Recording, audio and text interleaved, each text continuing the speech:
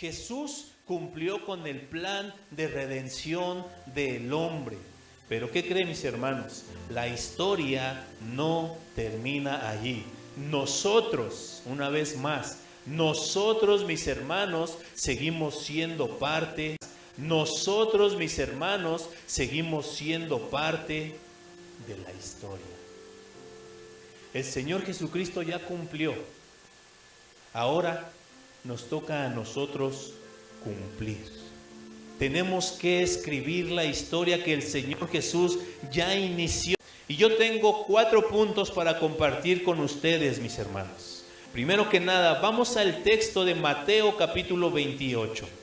Mateo capítulo 28, versículos 19 y 20. Por favor, mis hermanos. Todos conocemos este pasaje. De hecho, yo sé que algunos, si no es que la mayoría, ya lo tienen memorizado. Lo tenemos, Mateo capítulo 28, versículos del 18 y 19. ¿Lo tenemos? Vamos a dar lectura todos juntos a la de 3. 1, 2, 3. Y Jesús se acercó y les habló diciendo: Toda potestad me es dada en el ir y hacer discípulos a todas las naciones, bautizándolos en el nombre del Padre y del Hijo y del Espíritu Santo. Hasta ahí, mis hermanos. 2 versículos son los que vamos a tratar el día de hoy. Vamos a analizarlos poco a poco. Estos versículos, cada uno de nosotros, para seguir escribiendo la historia. Amén. Ok, vamos analizando un poco estos versículos. Número 1, quiero mencionar acerca de la autoridad de nuestro Señor Jesucristo. Eso nosotros lo vamos a ver en el versículo 18. Cristo, eso nosotros lo vamos a ver en el versículo 18. En el versículo 18 dice una vez más: toda potestad me es dada en el cielo y en la tierra. Esas fueron palabras de nuestro Señor Jesús. Entonces, cuando usted y yo estamos andando estas palabras, mis hermanos, yo quiero compartir con ustedes lo que quiere decir la palabra potestad. Es el poder. Es una palabra que viene del griego, que se menciona como exousia. Y esto en el sentido de capacidad es decir, el lugar que nuestro Señor Jesucristo está ocupando es un privilegio, es el lugar de mayor privilegio para todo lo que existe, para toda creación. Después, subjetivamente, esta palabra de potestad quiere decir fuerza. Quiere decir capacidad. Si nosotros formamos la frase completa es: toda fuerza se le ha dado, toda capacidad se le ha dado a nuestro Señor Jesús, toda competencia, toda libertad para hacer lo que Él quiera hacer. Objetivamente es una maestría. Él es el maestro por sobre todos. Concretamente, magistrado, sobrehumano, potentado, símbolo de control. Él tiene toda la influencia delegada. Él es toda autoridad. Él es todo dueño. Toda jurisdicción le pertenece a Él. La libertad para hacer lo que Él quiera hacer es la soberanía sobre Él. Él es poder. Él es potencia. Él es potestad, mis hermanos. Una absoluta autoridad. El señorío, mis hermanos, una absoluta autoridad. El señorío sobre todo es dada a Cristo en el cielo y en la tierra. El tiempo de su humillación había finalizado y Dios lo exaltó por sobre todo. Tenemos 2 ejemplos, mis hermanos, de Cristo. Uno de ellos lo encontramos en Mateo 8, versículos del 24 al 26. Todos recordamos esta historia cuando el Señor Jesús calma la tempestad. Recuerda esa historia, están en la barca y el Señor Jesús está durmiendo. Entonces empezó a soplar viendas, tanto que probablemente podía aún voltear la barca. Entonces fueron a despertar al Señor Jesús y les dice: ¿no tienes cuidado de nosotros? ¿Qué no ves cómo estamos sufriendo? El Señor Jesús se levanta y ¿qué es lo que hace? Reprende al viento y a las olas. ¿Y qué es lo que les dice? Callen, enmudezcan. Una vez más, ahí se ve el poder de Dios en el cielo y en la tierra. Aún la creación obedece las órdenes de nuestro Señor Jesús. Otra de las historias donde vemos el poder de nuestro Señor Jesucristo está ahí más adelante, Mateo 8, del 28 a 29. Cuando llegó a la orilla, dice, a la tierra de los Gadarenos, vinieron a su encuentro de los sepulcros, feroces en gran manera, tanto que nadie podía pasar por aquel camino. Y clamaron diciendo: ¿qué tienes con nosotros, Jesús, Hijo de Dios? ¿Nota usted esta expresión, mis hermanos, de los demonios? Una vez más dice: y clamaron diciendo, hermanos de los demonios, una vez más dice: y clamaron diciendo, ¿qué tienes con nosotros, Jesús, Hijo de Dios? ¿Has venido acá para atormentarnos antes de tiempo? Es decir, mis hermanos, todo el poder del Señor Jesús, aún los demonios tiemblan ante la presencia de Dios. Dice: has venido acá para atormentarnos. ¿Sabe por qué expresan estos demonios esta frase? Porque ellos saben el tormento que van a recibir en la segunda venida de nuestro Señor Jesucristo. De nuestro Señor Jesucristo. El tiempo de la humillación de nuestro Señor Jesús al despojarse de su grandeza, mis hermanos, había terminado.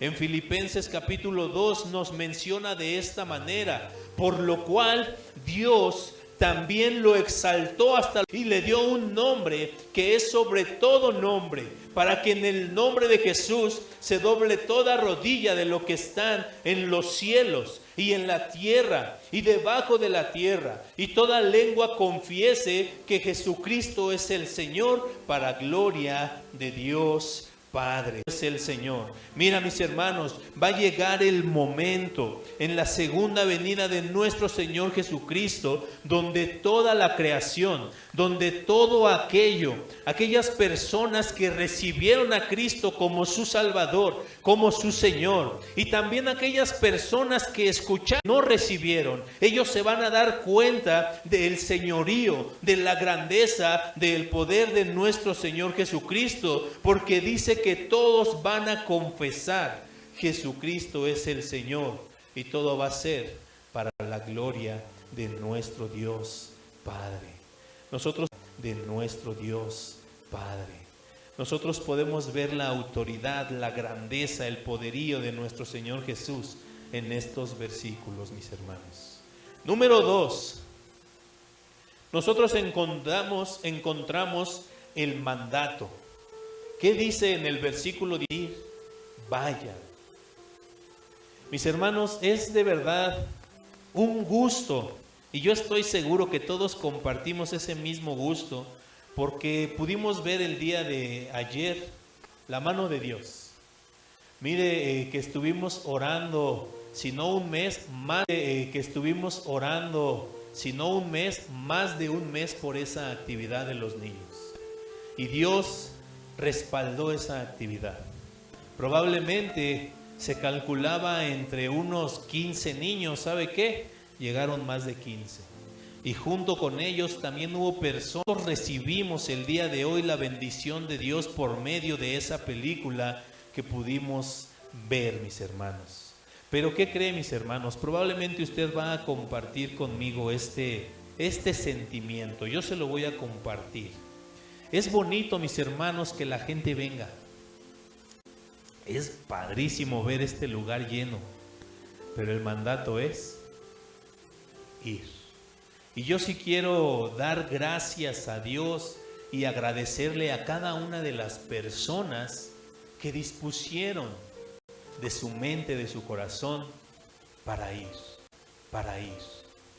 Miren, mis hermanos, aquí los que estamos aquí dentro, agradecido con nuestro hermano Juan Pablo porque él nos apoyó con el equipo de audio, que aún fue de gran bendición. Agradecidos con las hermanas que estuvieron de lo necesario para la botana, los refrescos, sirviendo el refresco y demás. Pero ¿sabe qué, mis hermanos? Por el mandato que yo encuentro aquí, yo estoy agradecido con nuestra hermana Reina, estoy agradecido con la vida de mi esposa, estoy agradecido con mi cuñado Chon. ¿Por qué? Estoy agradecido con mi cuñado Chon. ¿Por qué? Con mi hermano Alejandro, por todos los que fueron. No se quedaron así como yo, esperando a que viniera la gente. Fueron, nuestra hermana Reina fue y tocó puertas para dar invitación. Mi cuñado nos invitó. Nuestro hermano Alejandro trajo a sus hermanas, a sus sobrinos. Él fue. Eso es lo que la iglesia debe de hacer, mis hermanos. Y quiero compartir con ustedes este deseo. Yo no sé si lo vamos a hacer pronto o va a ser en este año o para el otro. Pero yo tengo el deseo de ir. Que la misma actividad que se hizo aquí, en este lugar, pero que la podamos hacer a puerta abierta, en un parque, ¿por qué no? Dar a conocer, anunciar aquellos lugares, aquellas personas que no pudieron ver, pero yo le aseguro, mis hermanos, se va a acercar el doble o el triple. ¿Sabe por qué, mis hermanos? Porque es el mandato de Dios. Tenemos que ir. No los podemos estar esperando en este lugar, mis hermanos. El mandato es ir y hacer discípulos. Y además, mis hermanos, lo que dice la palabra de nuestro Señor es que no vamos en nuestras propias fuerzas. El Señor Jesucristo prometió un consolador que estaría con nosotros. En Juan 15, versículos 26-27, nos menciona que Él iba a mandar este consolador, el Espíritu Santo, y el Espíritu, Él va a dar testimonio por nosotros y va a usar nuestra vida en ese lugar. Él da ese testimonio, mis hermanos, al estar con nosotros. Por eso la importancia en que usted y yo debemos estar orando y pidiendo la dirección de Dios. 1, versículo 8, se nos da una promesa. Se le dice a la iglesia: vayan a Jerusalén y ahí esperen. ¿Por qué? Porque van a recibir poder, dice, van a recibir el Espíritu Santo y recibirán el poder del Espíritu Santo y Él les guiará. Y entonces ustedes van del Espíritu Santo y Él les guiará. Y entonces ustedes van a testificar en toda la tierra, Jerusalén, Samaria y hasta lo último de la tierra. Entonces, mis hermanos, es el Espíritu de Dios el que nos lleva a hacer estas cosas. Probablemente no está, pero Efesios capítulo 2 nos dice de esta manera en el versículo 9, 8, 9 y 10. Porque por gracia sois salvos por medio de la fe, y esto no de vosotros, pues es don de Dios, no por obras para que nadie se gloríe. Obras para que nadie se gloríe. Porque somos hechura suya, creados en Cristo Jesús. ¿Para qué? Para buenas obras, las cuales Dios preparó de antemano para que anduviésemos en ellas. Mis hermanos, antes que nosotros planeáramos las actividades que tenemos en este año, Dios ya las tiene preparadas. Dios preparó de antemano para que anduviésemos en ellas. Y en Mateo 11 y 12, mis hermanos, lo quiero leer en la palabra de Dios para todos. La palabra de Dios dice: desde el tiempo de Juan el Bautista hasta ahora, el reino de Dios avanza con poder, y esto es de los valientes. Cuando usted y yo decidimos trabajar para el Señor, mis hermanos, el reino de Dios va avanzando más y más. nosotros cumplimos, nosotros vamos y predicamos. Lo dice Efesios capítulo 4, hablando de la unidad del cuerpo. Aquí al frente, tal vez predicando la palabra. Algunos otros están invitando a la gente, algunos otros están preparando algún refrigerio, pero todos lo hacemos con el mismo propósito, que es dar la gloria a nuestro Rey y dar a conocer a nuestro Señor Jesucristo. Mis hermanos, nos habla acerca de hacer discípulos.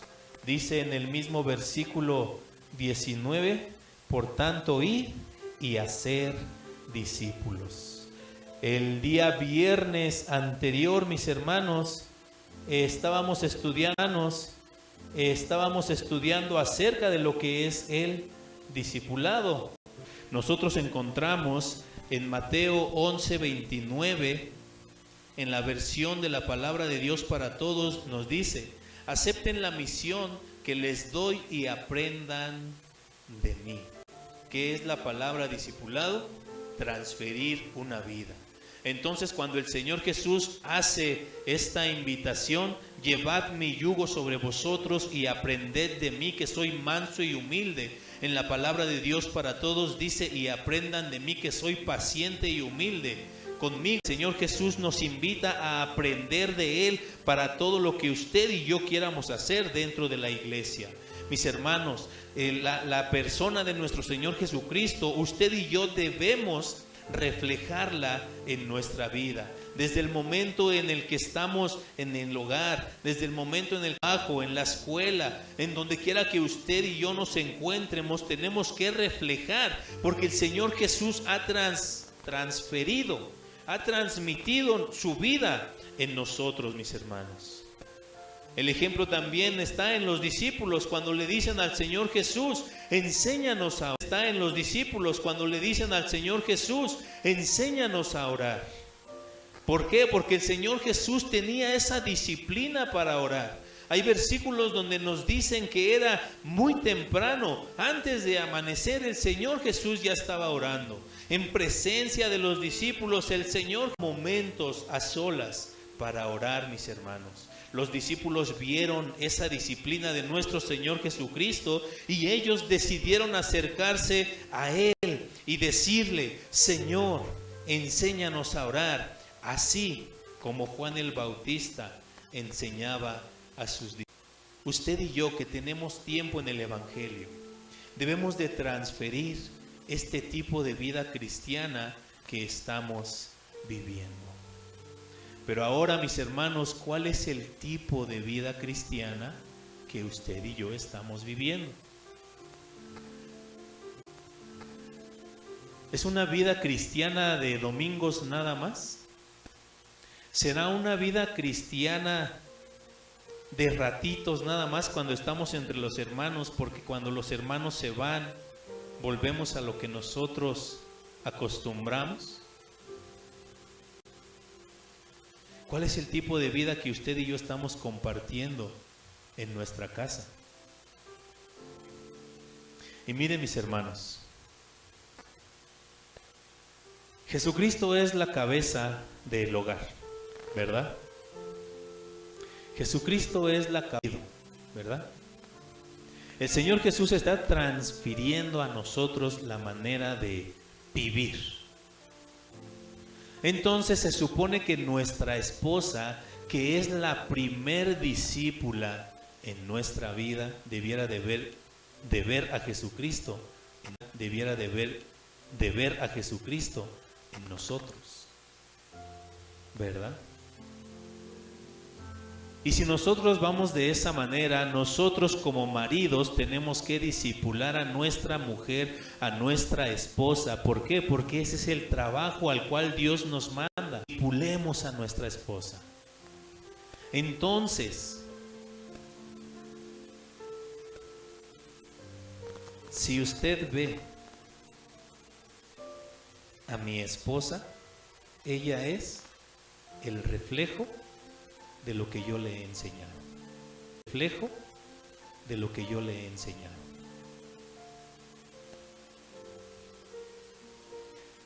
Y yo espero que lo que he estado compartiendo sea correcto. Ahora usted, mi hermano, mire a su esposa. El reflejo de lo que usted y yo estamos compartiendo, porque estamos transfiriendo esa vida.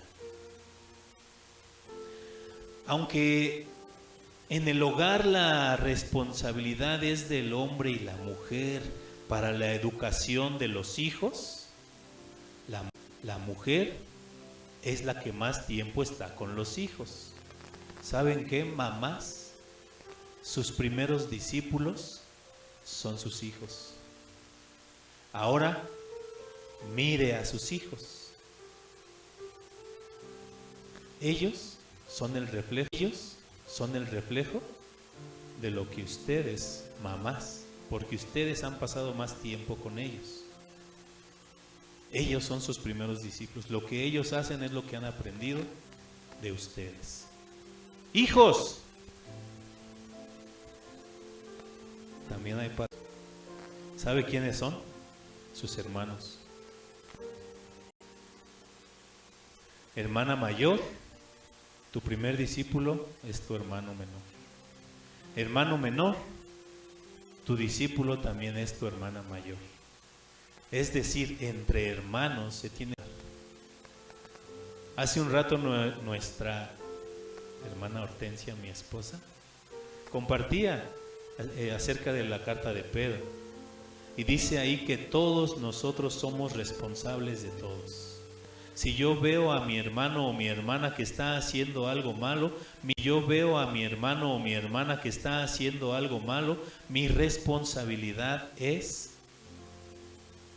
decirle eso, que está mal. Deja de hacerlo porque está mal. Y dentro de la iglesia, mis hermanos, todos somos discípulos y todos seguimos aprendiendo los unos. Y por favor, mis hermanos, quitémonos de la mente que nada más, pues es que aquí dentro de la iglesia todos somos perfectos. Nadie tiene ninguna falla. Pero ¿qué tal allá afuera, mis hermanos? Todos somos discípulos de todos, mis hermanos. Aquí el que se quiera sentir mayor, ¿qué dice? Debe servir. Debemos nosotros ser ese ejemplo para todos, mis hermanos, empezando desde la iglesia y siguiendo con el hogar y aún en el lugar en donde usted y yo estamos trabajando o estemos laborando. Punto número 4, mis hermanos, nos dice de esta manera: bautizándolos. Haced discípulos a todas las naciones, bautizando del Padre y del Hijo y del Espíritu Santo. Y en este punto yo creo que es en el que me voy a llevar un poquito más de tiempo, mis hermanos. ¿Por qué? Porque este punto de bautizarse es muy importante. Este mensaje yo lo preparé para aquellas personas que probablemente son nuevos creyentes, nuevas personas en el Evangelio. Pero no solo es para ellos, mis hermanos. ¿Por qué? Porque este también es para los que ya tenemos a Cristo en nuestro corazón y para recordar lo que hicimos cuando fuimos bautizados. Quiero compartir con ustedes el significado del bautismo. Esta palabra de bautismo viene del nombre griego baptisma, que quiere decir inmersión. ¿Qué quiere decir? Inmersión. El acto de sumergir en un líquido. El bautismo de la Biblia tiene que ser de esa manera. Tiene que ser sumergida la persona. Número 2, nuestra confesión pública de lo que ya ha ocurrido en el corazón de cada uno de nosotros. Esta palabra, mis hermanos, de bautismo se deriva del verbo griego baptizo, que es la forma intensiva del yida, o quiere decir sumergir. Esta palabra se usa también en el Nuevo Testamento cuando se habla de teñir un tejido o el sumergir una vasija para sacar líquido. Es decir, todo debe de ser sumergido. Tenemos ejemplos de bautismo, mis hermanos, en Hechos capítulo 8, versículos del 34 al 37. Esta historia usted y yo la sabemos, acerca de uno de los discípulos llamado Felipe, cuando es llevado por el Espíritu para encontrarse con el eunuco. Versículo 35. Entonces Felipe, abriendo su boca y comenzando desde esta escritura, le anunció el evangelio de Jesucristo. Y yendo por el camino, aquí hay agua. ¿Qué impide que yo sea bautizado? Felipe dijo: si crees de todo corazón, bien puedes. Mire, mi hermano, traiga a su mente ese momento en que fue bautizado. Yo no sé dónde fue. Mi experiencia fue en el templo de Aposento Alto, en el templo chico. Ahí tienen un bautisterio. Traiga a su mente ese momento de bautismo. De verdad, en ese momento, ¿son deseaba dar testimonio de Cristo en su vida? Porque ese es el único requisito que se menciona aquí. Felipe le dijo al eunuco: si crees de todo corazón, bien puedes. Te puedes bautizar porque creíste con todo tu corazón.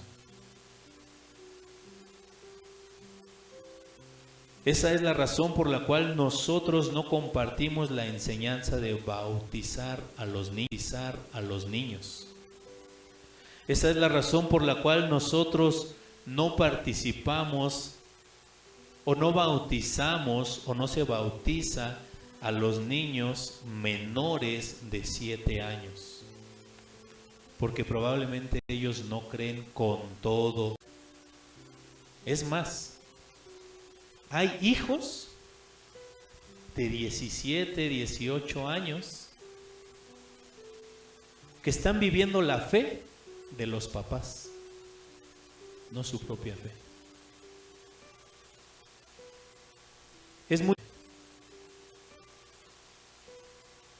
Es muy importante que cada persona que toma la decisión de bautizarse crea con todo su corazón.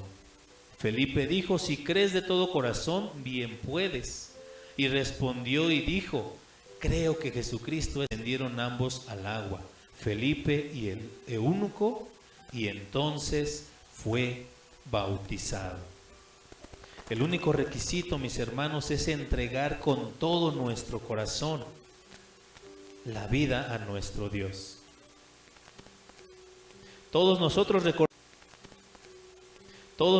recordamos lo que quiere decir el bautismo, el símbolo que se está representando. Nuestro bautismo es una confesión pública de lo que ya ocurrió en el corazón. Es decir, en nuestro corazón nosotros hemos tomado la decisión de morir a nuestros pecados y de vivir para Cristo. Quiero llevarlos, por favor, a Romanos capítulo 6, mis hermanos.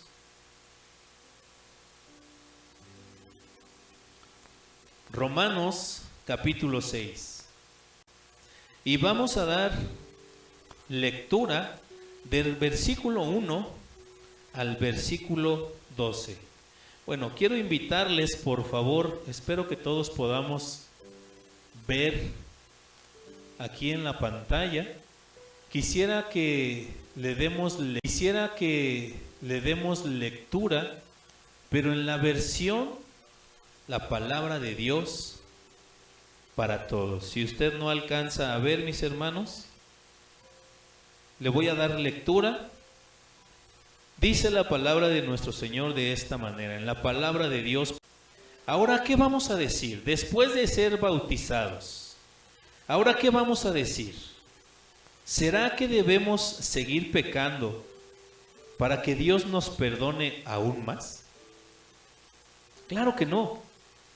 Ya hemos muerto al pecado, así que pecado. No olviden que todos los que fuimos bautizados en Cristo Jesús, nos unimos a Él en su muerte. Cuando fuimos bautizados, también fuimos enterrados con Cristo. Y así fuimos enterrados con Cristo. Y así compartimos su muerte, para que así como Cristo resucitó por el gran poder del Padre, nosotros también vivamos una vida nueva. Así que si fuimos unidos en una muerte como la de Él, también nos uniremos con Él en su resurrección. Pausa, mis hermanos. ¿Se da cuenta cómo aquí está mencionando lo que representa el bautismo? Ir a las aguas, ser sumergidos, que es morir y resucitar. En estos versículos se nos está explicando la muerte y resurrección de nuestra propia vida. Versículo 5. Así que fuimos unidos a Cristo en una muerte como la de Él. También nos uniremos con Él en su resurrección. Sabemos que nuestra vida de antes murió ahí en las aguas, murió con Cristo en la cruz para que fuera destruido lo que desea pecar dentro de nosotros y dejáramos de ser esclavos del pecado. Está libre del poder del pecado. Una vez más, mis hermanos, ¿qué se necesita para ser bautizados? Creer con todo nuestro corazón. Y cuando somos sumergidos, cuando somos bautizados, dice dice ahí, entonces el pecado ya no va a tener autoridad sobre nuestra vida. Un muerto está libre del poder del pecado. Versículo 8. Como nosotros hemos muerto con Él, sabemos que Cristo resucitó y no morirá más. La muerte ya no tiene ningún poder sobre Él. Cristo murió para derrotar al pecado de una vez para siempre, y ahora vive su vida para dar honra a Dios. Asimismo, considérense muertos, iglesia. Asimismo, considérense muertos en cuanto al pecado y vivos, ¿para qué? Para servir a Dios en Cristo Jesús. Así que no dejen que el pecado controle su vida aquí en la tierra. No obedezcan los deseos de su naturaleza humana. ¿Cuánto tiempo tiene, mis hermanos, que usted se bautizó? 5 años, 10 años, 15 años, 20 años. Ese es el tiempo que usted debería, o más bien ese es el tiempo que usted y yo deberíamos tener sirviendo a Dios. Porque si no, entonces el bautismo por el cual nosotros estuvimos fue un momento emocional. ¿Por qué? Porque vimos que todos se bautizaban y pues yo también me quiero bautizar. Hay congregaciones que en el mismo día del bautismo agarran a niños. No, mis hermanos. El bautismo, toda aquella persona que es bautizada tiene que haber creído con todo su corazón. Por esa razón también en la actualidad nosotros debemos compartir también este tema de el bautismo, mis hermanos, con aquellas personas que van a ser bautizadas.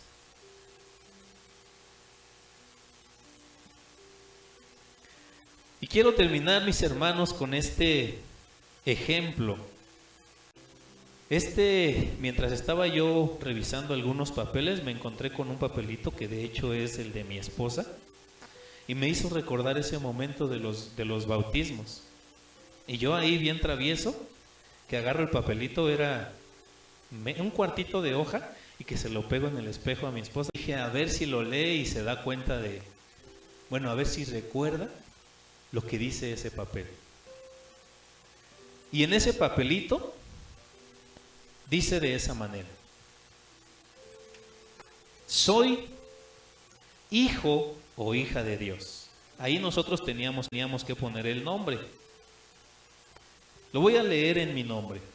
Soy Rodrigo de Jesús Ortiz Lara, hijo de Dios, coheredero con Cristo, justificado por fe.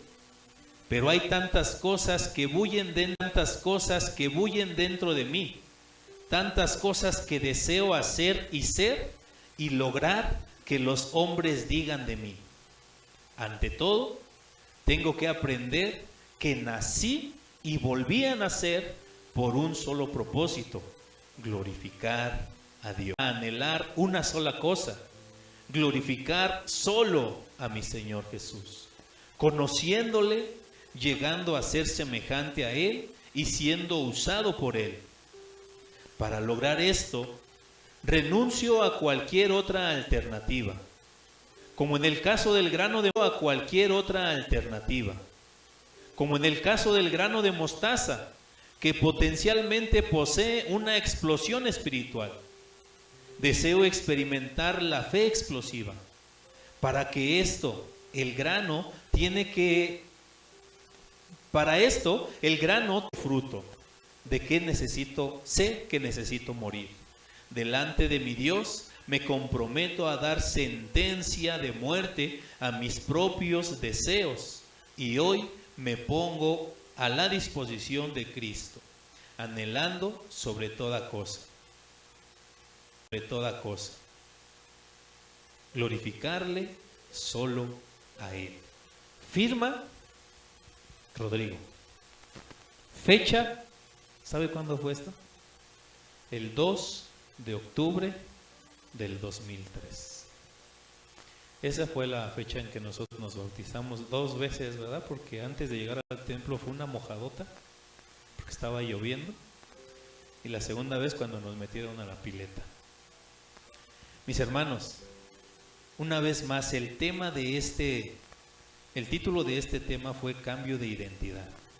Y sí, el propósito, recordar acerca ese momento de nuestro bautismo. El día de hoy vimos lo que representa el bautismo, que es morir y volver a nacer. Y yo quisiera que analicemos nuestra vida desde ese momento en que nos bautizamos. ¿De verdad estamos viviendo una nueva vida en Cristo? Somos esas nuevas criaturas que el Señor desea que seamos, mis hermanos. La identidad. Aquel Rodrigo de antes del 2003 tuvo que haber muerto allá, el cual cometía pecados, se gozaba de hecho haciendo esos pecados, pero después de ser bautizado, cada uno de nosotros tenemos que vivir nuestra vida en Cristo. Una vez más, mis hermanos, debemos ir y hacer discípulos, debemos transmitir a los que están aprendido de nuestro Señor Jesucristo. Cierre sus ojos un momento, mis hermanos, vamos a hacer una oración y vamos a dar gracias a Dios por este día que nos ha permitido tener comunión con Él. Bendito Señor y Padre eterno, yo quiero darle muchísimas gracias, Padre, por este. Ha sido de verdad un gusto, Padre Santo, el tener comunión contigo por medio de la oración. Padre, confiamos en que tú escuchas cada oración y con